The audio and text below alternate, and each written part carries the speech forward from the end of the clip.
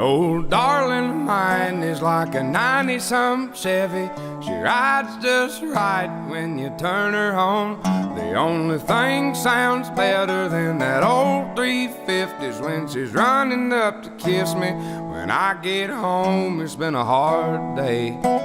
I'll tell you, darling, it's been a long week. Might have to load up, the dogs go. Hey YouTube, this is Uncle Momo's music reaction channel where I provide my views on talented artists from around the world. And today we are going over to America and we are checking Oliver Anthony's channel, aka Chris Anthony. This particular song that is being uploaded a couple of days ago is 90-some Chevy. Now, on the back of reacting to Richmond North of Richmond, is that, no, I forgot what it's called.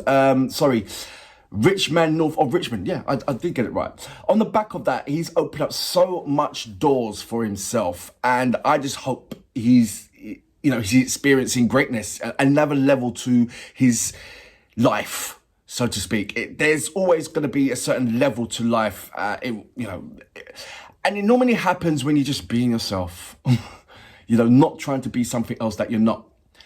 And he just gave up on not being something that he's not and started concentrating on being something that he is. And that's him, singing. And it's opened up so much doors for him. And I feel that in life, if you don't take that plunge in doing what you actually want to do. I mean, ask your 5-year-old self, if you reminisce what your 5-year-old self wanted to become when he's older, of that kind of line. But seriously, if you don't do what your inside body, your soul or your God-given talent is, if you don't concentrate on that, would you consider it being apart from, what you've made in life, it's, families, wife, kids, and all that kind of stuff, as in concentrating on yourself, your talent, if you go throughout life with not actually even attempting to try and make something of your talent, is it a waste of your life? I don't know. But I said, apart from all, getting married, wife, kids, and all that kind of stuff, I'm open for a discussion on that one. But it seems to me when you start homing in on and start doing your talent, putting your talent at the front burner rather than the back burner, loveliness starts opening up. Not for everybody, but I think majority of people, it does. Hopefully it would do for me as well, I don't know. But look, let's go straight into my next reaction of today. I'm very, very intrigued to find out what 90-some Chevy is. Like I said, I know it's a car, but where will we go with that? I don't know. Where would he go with that? I don't know. So look, without further ado, you know what we're here for. Great vocabs and a damn good video audio music. Can you dig it?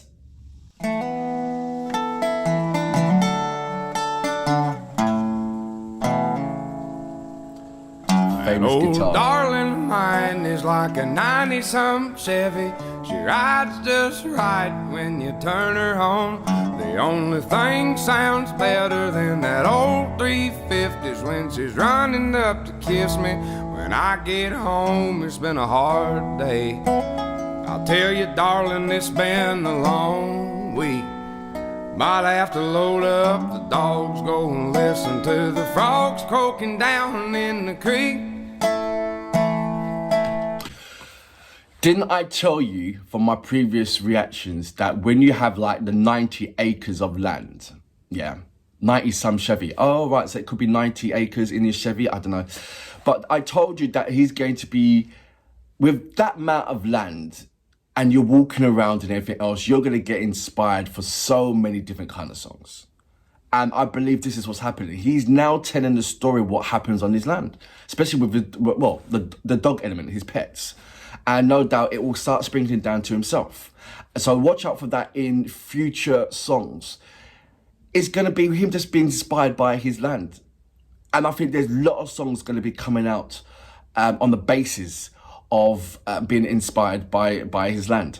I just wanted to point that out to yourself. Also, I'm seeing certain characteristics of him now. The melody structures. He's got this pattern at the moment that is even though his lyrical contents and the music is completely different from the songs that he has done, there's a certain melody structure that he follows. And you can quite clearly hear it in this song rather than in the other song. But yeah, the melody structure is very, very strong in this one. Everybody's got this kind of, I would say, pattern, artists. And if you're humming on their structure of pattern, most artists got their structure of pattern. Some artists don't even follow by that. Like, every song is completely different melody, completely different. They want to get as far as way from the last song that they have done.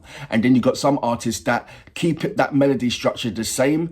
There's nothing wrong with it. But you will hear it all day long. Katy Perry's song will sound like this song, and do you know what I mean? I don't even know why I said Katy Perry. Apologies, but I just wanted to give you sort of like an inkling, an idea that certain artists have similar structure to their previous songs, and it's not even. It's just that it's a part of their character. It's a part of their DNA. That's all I can say about it. So you can clearly hear it in this one, the melody structure. Yeah, that's what I wanted to say. Lovely song. The word is brilliant. The wordsmiths in him is brilliant. And you can, like I said, you can see where he gets inspired, his inspiration. Clearly the 98 Lakers. I wouldn't be surprised if you see more of the land in his next films, and in his next movie video, music video, there you go. And more of the land, and get us in a little bit more. I'm going to go back just a little bit. But loving it. We can take her nice and slow, a case of beer and a Zemco. Let the sun sink good and low. There ain't no telling where we'll go in the back of that 90-some Chevy. In the back of that 90-some Chevy. Is there a Chevy song? I'm sure there is. There's a Cadillac song.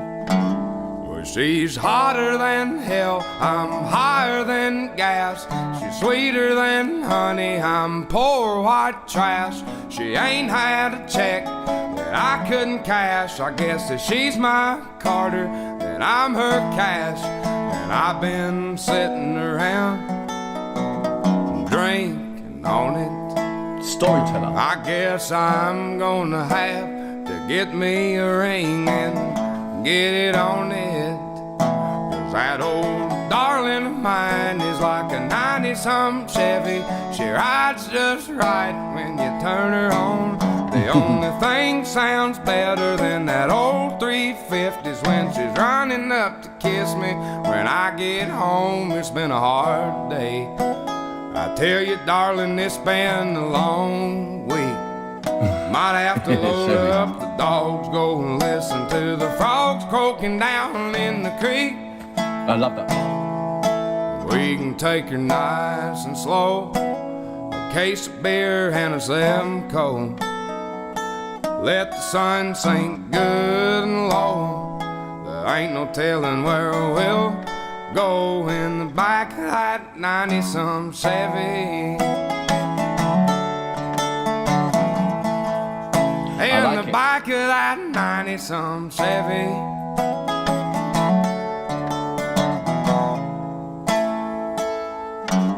That old darling of mine's like a 90-some Chevy. She rides just right when you turn her on. Is that it? Yes.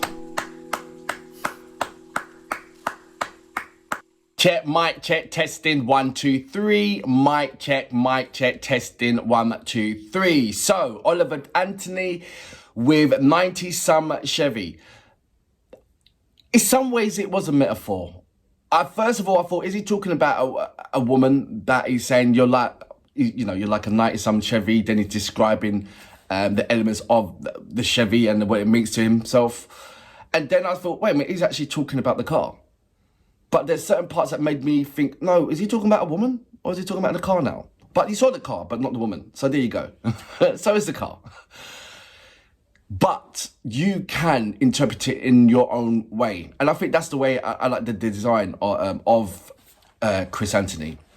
Like when he tells his story, you automatically, because of these previous songs, you automatically see, okay, how does it reflect on myself? You ask that question to yourself. And, you know, you have that kind of resemblance of, okay, right, yes, I get that. How many people has got Chevy out there? You know, same thing with the Cadillac song. You know, as soon as you heard the Cadillac song and you got a Cadillac, you're in there. So, wow, how many people has got Chevys? And it's Chevy town, isn't it? It's a truck town. So every man and his dog's got one. I wouldn't be surprised if a dog hasn't got his own Chevy. So I love once again, sticking with the relatable, realistic elements where everybody can interact and talk about and have this kind of debate on what you're talking about, mate. It's fun to listen to yourself. But when you feel that, when you understand the deeper meaning to your songs, it's like, whoa, do you know? And it literally is. I didn't realize how tall you were. I didn't watch. I just saw the thumbnail of the interview with you and Joe Rogan. I'm gonna watch that. And Joe Rogan was sort of like an ant compared to you, mate. You like what? Are you like 6 foot something? Massive. But it's that gentle giant and that kind soul that you can clearly see. It's oozing out. And I think it's just the honest John kind of thing. The honest John, the honest Oliver. You look in your face and you see honesty. Like, why do I have to lie to you for? There's no reason whatsoever that I have to lie about or not to be dishonest. That's why I said my first reaction of him is that, well, he's the truth. There's not one part that I can see him capable of creating a lie to mislead you or to misguide you. It's not in him. But when there's something to say, and he wants the masses to listen to it, he's got a way for us to listen. And it's working. It's working really well. Until next time, I salute you. Boom. That 90-some Chevy,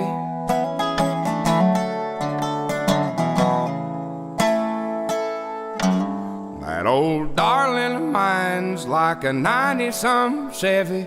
She rides just right when you turn her on.